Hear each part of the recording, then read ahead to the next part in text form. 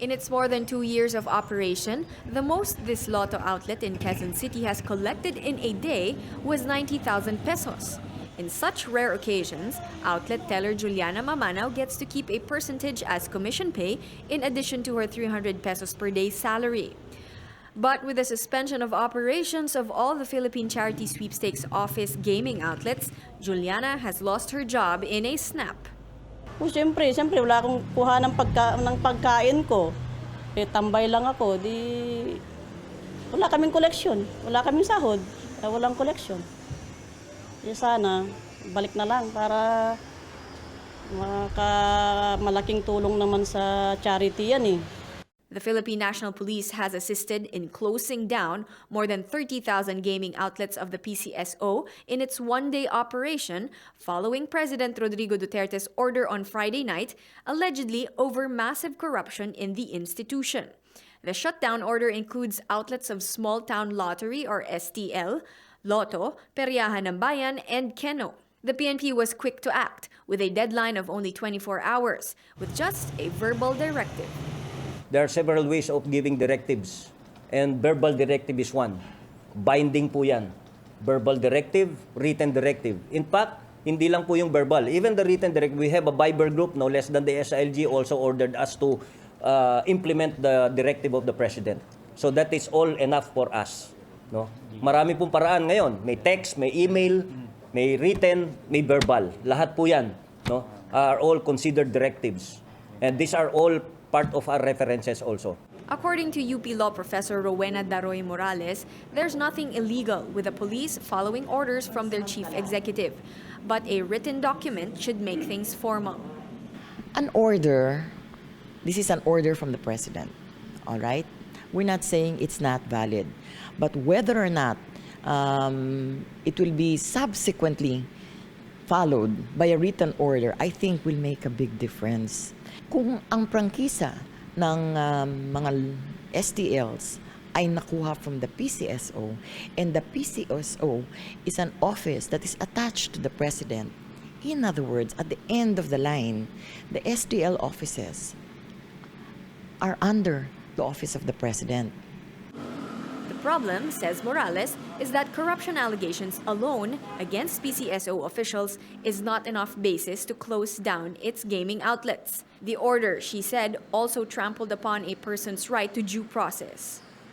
If it is backed up by the grounds by which, the order was given, and if it's about graft and corruption ng mga opisyal ng PCSO, wala ho yatang dahilan para isara yung buong PCSO. Di kasuhan na lang po yung mga opisyal. Tsaka may tinatawag po tayong due process. Kailangan magbigay po tayo ng notisya or notice dun sa affected na tao na may mangyayari sa kanya na siya ay ipapasara. Morales encourages outlet agents to study their contracts with the PCSO to determine if violations have been committed.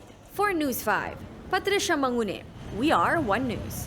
For the last 3 years, Dina has endured long lines at the lung center of the Philippines in order to secure funds for her nephew's dialysis treatments. The money from the PCSO, she says, is a big help. Sa nabibigay po ng PCSO sa amin, natitipid po namin nasa 5,000 po every month. Opo. Kasi ang bigay po ng PCSO sa amin na tulong is every 2 months. Arlina Liagado has also been depending on the PCSO's medical assistance for 5 years now.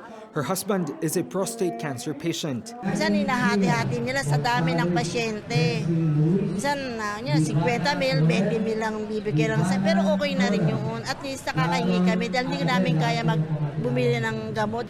The PCSO says the financial help it extends will not be affected by the suspension of PCSO's gaming operations. President Duterte ordered the shutdown because franchise operators have not remitted more than 8 billion pesos in earnings. For this year, may fund allocation na naka-program na lahat ng charity activities. So this year is not a problem actually. We can still sustain up to December 31 because there's already a fund for that. Beyond December 31, we will work on what we have raised for itong taon na ito. Yeah, that is if still we will operate. But administrative matter kasi yan, kaya inaayos namin ngayon lahat. But the PCSO hopes the president will eventually lift the suspension once corruption allegations are cleared. The PCSO is expected to contribute an estimated 3 billion pesos for the implementation of universal health care in 2020. The Finance Department says new taxes on e-cigarettes and liquor can help cover whatever may be lost from the closure of lottery outlets. For News 5, Greg Gregorio, we are One News. Let's just address one common misconception. The primary job of the Philippine Charity Sweepstakes Office is not gambling or lotteries.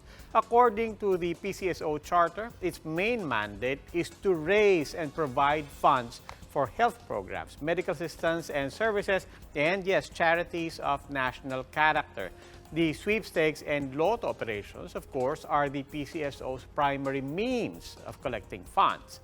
Previously, PCSO only had lotto operations. The first lotto operations in these islands were held in 1833 during the Spanish occupation. In fact, PCSO said Jose Rizal had won 6,200 pesos in an 1892 drawing. Supposedly, he donated his winnings to charity, of course. Over the past few decades, the PCSO added to its portfolio of fundraising games the Small Town Lottery, or STL, and the Kino Lottery Express, alongside the Lotto and the sweepstakes. 55% of the proceeds from these lotteries are returned as cash prizes to players. 15% are allotted for PCSO gaming operations. 30% go to charities.